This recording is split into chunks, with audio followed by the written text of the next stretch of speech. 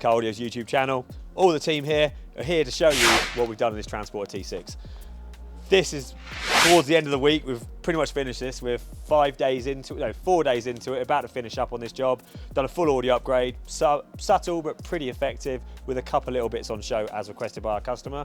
And I'm going to run you through what this system entails, because as you can imagine, very popular platform with an abundance of different options available for transporters. But this is one particular spec that us and the client discussed, and this is most of the equipment he shows himself actually on this one. So let's go through discussion on it. What we've got is the front doors we start with. As always, you see in our videos, when possible and when budget allows, we'll fully soundproof a pair of doors properly. And when I say properly, that means we do outer skin, inner skin, door card. And in this application, on this transporter, we haven't fitted 1 layer, not 2, not 3, not even 4 layers, but 5 layers. And I'll explain how I come up to that number, because that's a very number to shout out there when you can't see it. But I'm hoping there'll be a few photos laid over this clip that Mac's going to put in, so you can see the layers as they build up. So outer skin. Transporter's not easiest to soundproof on the outer skin, but it's very important because you've got to take the window out, you've got to take the window reg off, and you've got to unbolt this inner frame.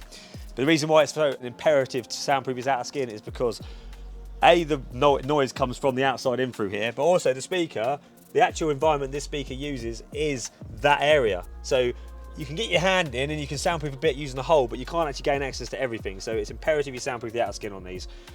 And what we do with the 5 layers I mentioned, you've got the outer skin, which we put 2mm butyl on first, which is the material here. We can use either Dynamat, Dodomat or skins. We use an abundance of different soundproofing here depending on what the client prefers or that application that we're using.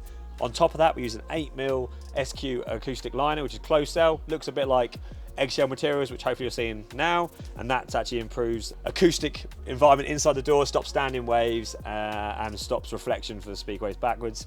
You then got the inner skin, which is the 2mm painted on the top of here, which you can see on the inner frame here, and then the door card has got 2 layers on. You've got the 2mm skins first, and then you've got the 15mm Dodo liner on top. And that is all 5 layers. Once you do that, you've given these speakers the best fighting chance to use the doors as their environment, because the doors aren't exactly the best area for speakers. It's the most common area for speakers, but it's not actually the best. And the final and foremost important bit of the puzzle when you're soundproofing, which isn't technically soundproofing, but it's to do with the speakers, is round the speaker here, you're going to want to have some kind of ring, either fast ring or this Dodo speaker enhancer kit. What it gets rid of is there's a gap between the front of the speaker and the door card when you put the door card on, meaning some energy will actually be lost in the door card, meaning you're going to lose a bit of energy from the speaker around. It's wasteful energy. So what this allows is all the energy from the speaker to go through the grill to your ears. Simple as that. Speakers you can see in these video are actually a focal Poly Kevlar, the latest K2Es. I think off the top of my head, I have to double check that. They're the latest model 2024 focal Poly Kevlars, £550 retail. They're the middle of the road speakers, but they sound absolutely phenomenal. And if you go around the other side, I'm going to show you the tweeters, because this is now finished. We don't need to talk about soundproofing anymore. That's what we do, and that's how you fully soundproof a pair of transporter doors. Now we're in the vehicle, I'm going to show you the tweeters we installed. Now, most of our installations will hide the tweeter behind the original A-pillar. Our actual customer didn't want the restriction of the factory tweeter grills to infringe on the sound quality, so we put the focal tweeters actually on display. We've made a little infill panel behind for the tweeter to sit on, trimmed that in grey Alcantara to match the grey A-pillar, and it's just a nice little touch, but at the same time it looks not too obvious. Yes, they're yellow, can't avoid that, but our client wanted the tweeters not behind original grills, so we did that. The customer's also gone for a 5-channel amplifier, an Audison SR5.600, which if I pull this panel off down here, you can go down and have a look. That's the Audison SR5.600. The configuration of that amplifier in this car is 3-channel mode. So, well, I say it is a 5-channel mode, sorry, I should say. We've got 2 channels running the tweeters, 2 channels running the mid-bass, and then a channel running the sub. What that means is these speakers are running actively. No separate crossovers on focal, so we have independent control of the gain and the frequency of both the tweeter and mid-bass separately. So best for sound quality to do that, especially when the speakers are quite far apart from each other, which they are in these vehicles. We've got the speaker at the door down here, tweeter and the A-pillar.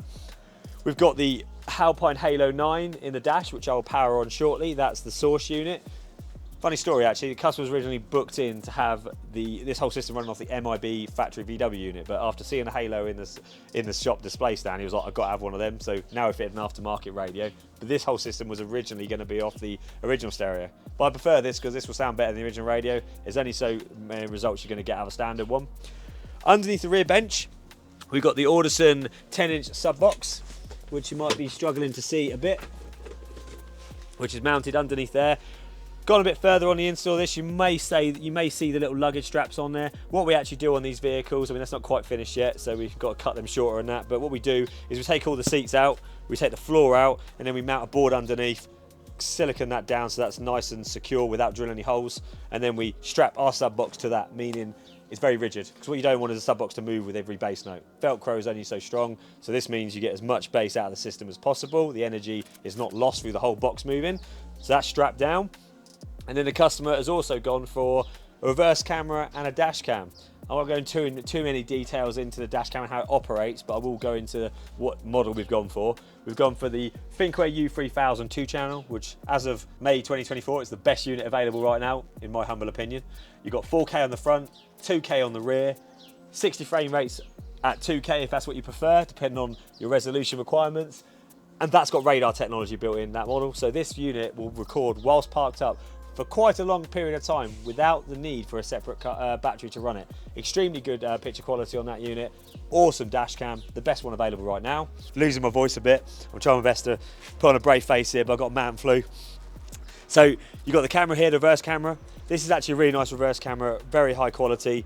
And the reason we go for this one is, even though it's a flush fit camera, it's mounted all the way up here, it still sees the tow bar down here, and I will turn the halo on shortly so you can see that. An overview of the system, very simple. Full audio upgrade consisted of focal Poly Kevlar 2-way components running active, Audison 5-channel amp, Audison 10-inch bass box underneath the rear seat because it's a combi, Alpine Halo 9-inch in the dash with a reverse camera, and we've kept everything working as standard. So I'm going to turn it on very shortly and actually just run you through how good the Alpine is in terms of where it interfaces with the T6 dashboard. So it's now the next day. I was just about to turn the Alpine on, which was yesterday, but then Matt, my colleague, pulled me down to have a look at this transporter, and well, the rest is history. So I'm just having a look at this transporter. We're going to go back to the other one, and we're going to turn the Alpine on. And we're going to show you how it works. And obviously, if you look around, we've got not 1, not 2, not 3, not 4, but 5 transporters in today. Right, so this Alpine Halo 9, let's talk a bit about how it integrates into the original system once Max catches up with the camera. He's here! So, turn the Alpine on, we're going to get the Alpine T6 logo which comes on, which is a nice little touch rather than having the Alpine logo. Excuse the woman talking, that's the dash cam. If you find that's annoying, we can actually turn that dash cam voice off. It's entirely up to you, but it's quite nice to know it comes on whenever you turn it on, it speaks to you.